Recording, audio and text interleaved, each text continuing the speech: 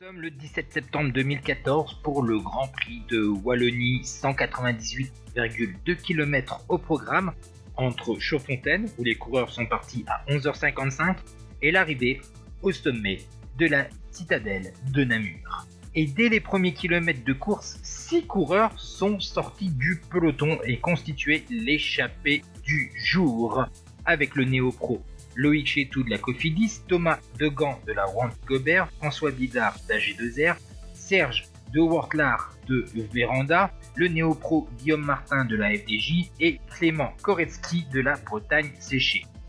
5 coureurs de cette échappée matinale ont été repris à 57 km, puisque Loïc Chetou a tenté sa chance tout seul pour résister au peloton seulement 1 km de plus, et ensuite on arrive donc dans la portion vallonnée, dans les 35 derniers kilomètres, avec notamment une attaque dans un premier temps de Frank Schleck, Rovny et Brembilla. Vous voyez qu'il reste 21 km 300 aux coureurs à parcourir et nous sommes dans la partie vallonnée avant de rejoindre Namur et sa fameuse citadelle. On va donc assister à de nombreuses attaques. Le peloton n'est jamais bien loin puisqu'on va assister à des nouvelles offensives.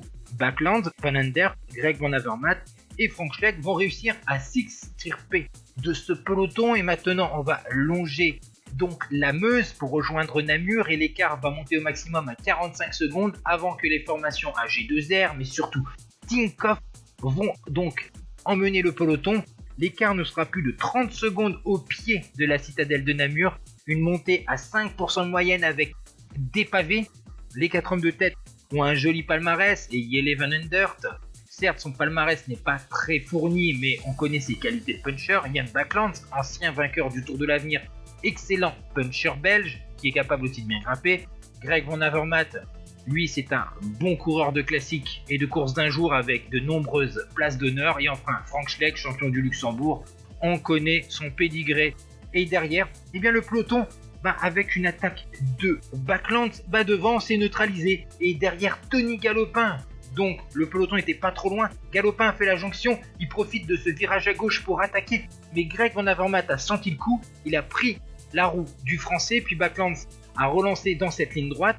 Et Greg Van Avermaet profite de ces 2 derniers virages, dont celui-là c'est une courbe assez rapide. Et derrière vous voyez, il y a encore un virage à gauche beaucoup plus serré. Il profite de cette fin sinueuse pour s'imposer au sommet de la citadelle de Namur devant Tony Galopin, Yann Backlands, Jelle Van Endert, Rory Sutherland, Dylan Teuns, Julien Simon, Frank Schleck, Thibaut Pinot et Gaëtan Bill.